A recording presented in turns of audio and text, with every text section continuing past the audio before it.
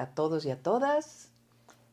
Como ustedes saben, el día de ayer el Tribunal Electoral del Poder Judicial de la Federación asignó los diputados y senadores de mayoría para cada uno de los partidos políticos y también los senadores y diputados de representación proporcional, que comúnmente llamamos plurinominales. Y dada esta asignación, nuestro movimiento, que como ustedes saben está conformado por Morena, Partido del Trabajo y Partido Verde, tiene mayoría calificada en la Cámara de Diputados y ayer se incorporaron 2 senadores a las fracciones, también a la fracción de Morena, que junto con el Verde y el PT pues también tienen prácticamente mayoría calificada. ¿Qué significa esto? Pues que es posible cambiar la Constitución de nuestro país, la Constitución de las políticas de los Estados Unidos mexicanos. La Constitución se cambia a partir de mayorías calificadas en la Cámara de Diputados, Cámara de Senadores, y también de mayorías en los congresos locales. Esto ha ocurrido otras veces en la historia, que no eran precisamente para favorecer al pueblo de México o a la nación. Uno de esos casos más recientes, por ejemplo, es el cambio constitucional que hubo para la reforma energética en el 2013 o la reforma educativa también en el 2013, otras reformas constitucionales y otras mucho antes que hubo, por ejemplo, en 1992 hubo grandes cambios a la Constitución que pues revocaron parte de la Constitución de 1917.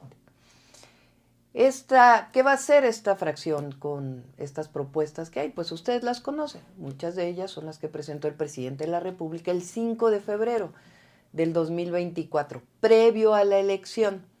Y estas se estuvieron discutiendo durante la elección y finalmente el pueblo de México decidió, no solamente la presidenta de la República, sino también que hubiera esta mayoría en la Cámara de Diputados y en la Cámara de Senadores. Lo decidió con su voto.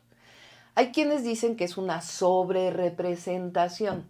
Bueno, esto es falso. Lo único que hizo en su momento el Consejo Electoral del INE y el Tribunal Electoral del Poder Judicial de la Federación el día de ayer es regirse por la Constitución y por una ley que se llama la Ley General de Instituciones y Procedimientos Electorales, que cualquiera puede revisar porque está en el internet, que particularmente en el artículo 15 dice claramente cómo deben asignarse las representaciones proporcionales por cada partido político. Estos artículos que vienen aquí dicen la fórmula que hay que aplicar para que se den estos diputados plurinominales. Y pues se siguió tal cual lo que dice esta ley y lo que dice la Constitución.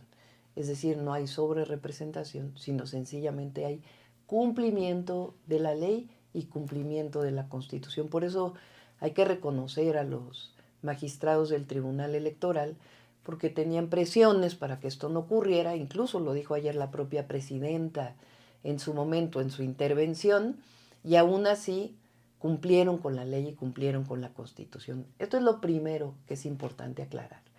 Lo segundo tiene que ver con la reforma al Poder Judicial, que es una de las reformas planteadas y que se estuvo planteando durante todo el proceso de la campaña. El presidente envió una reforma el 5 de febrero pasado y recientemente la Comisión de Puntos Constitucionales pues hizo una propuesta final que modifica en algunos puntos lo que presentó el presidente. Más que modificarlo, lo complementa. Esto también lo puede revisar cualquier persona porque está en el internet, es público. Entonces, se dice que ahora la elección de los jueces, los magistrados y los ministros le va a dar mucho poder a la próxima presidenta. Bueno, les voy a explicar. Si siguiéramos con la situación actual, a mí me tocaría elegir a 3 ministros de la Suprema Corte. ¿Cómo es actualmente? Pues el Ejecutivo, la presidenta, manda una terna, el Senado de la República la revisa y elige a una persona de esa terna. Si no se ponen de acuerdo con una mayoría calificada para esa persona que envía a la presidenta, pues entonces la presidenta la nombra directamente. Eso dice la Constitución actualmente. Con esta reforma, si ustedes lo ven así, la próxima presidenta está renunciando a nombrar personalmente a los próximos ministros de la Corte. ¿Y qué es lo que hacemos? Lo ponemos a voto popular. ¿Quiénes van a participar en esta elección? No son los que yo decida, los que la próxima presidenta decida. Van a ser unos que propone la Corte, otros que propone la Cámara de Diputados y Senadores, y otros que propone el Ejecutivo, la presidenta. Pero no es cualquiera que sea una ocurrencia, no. Se va a abrir una convocatoria. Esa convocatoria es abierta. Pueden participar con una serie de requisitos aquellos que son abogados, en algunos casos que tengan experiencia, en otros casos pues tienen que cumplir incluso con calificaciones en las materias en las que están procurando ser o participar en esta elección. De ahí, de esta convocatoria electa, hay una comisión de expertos, de juristas, que va a revisar a todos los que van a participar y van a decidir un número específico. Y una vez que se decide ese número específico, una vez revisado lo que viene en la Constitución y lo que se plantea para estos jueces, ministros o magistrados, pues entonces después de un número se hace una selección de tal manera que incluso de 15, por ejemplo, que hayan sido reconocidos por esta comisión, después solamente algunos son seleccionados al azar. ¿Cómo creen que tiene más participación la presidenta? En el primer caso, cuando se puede nombrar directamente, o en el segundo caso, donde hay una comisión que revisa, una convocatoria abierta, incluso se selecciona al azar, y después de eso van a votación popular. Pues obviamente en la primera. Pues nosotros no queremos eso, nosotros lo que queremos es que en el Poder Judicial también haya democracia. Por supuesto, tienen que quedar aquellos que tienen una fama pública buena, que sean honestos y que tengan los conocimientos para poder ser jueces, magistrados o ministros de la Suprema Corte. Lo que es importante es que ya se elige democráticamente a la presidenta, se elige democráticamente a diputados y senadores, y ahora se va a elegir democráticamente a jueces, ministros y magistrados del Poder Judicial, pero a través de un procedimiento. Además, fíjense, hicimos una encuesta hace algunos meses después de la elección y la mayoría del pueblo de México está de acuerdo con que se elija a los ministros, a los jueces y a los magistrados por voto popular, y recientemente salió una encuesta de la empresa Buendía en donde aprueba mucho y aprueba algo el 63% de las personas, incluso 3% más de los que votaron por nosotros están de acuerdo en la elección directa de jueces, magistrados y ministros.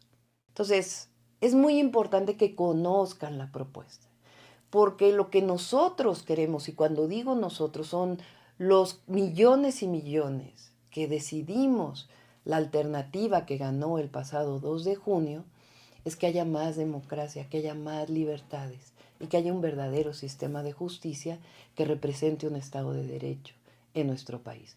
Porque a la fecha podría dedicar aquí mucho tiempo, que lo podemos hacer en otra ocasión, de privilegios que tienen los miembros del Poder Judicial, o también de una lista muy grande. Ya olvídense de leyes que han echado para atrás, que eso no es correcto, sino incluso de delincuentes de la delincuencia organizada que han liberado en los últimos años. Entonces lo que queremos es justicia, libertad y democracia en el país. Y vamos a actuar muy responsablemente. Lo que sí es que hubo un mandato popular y eso es muy importante que se cumpla. El día domingo próximo, 1 de septiembre, es el informe del presidente Andrés Manuel López Obrador. Los invitamos para estar ahí en el Zócalo de la Ciudad de México. Ahí vamos a estar escuchando el 6º informe del gran presidente Andrés Manuel López Obrador, Y a partir de ahí pues quedará un mes para el 1 de octubre para la toma de posesión como presidenta constitucional. Les envío un saludo a todos y a todas.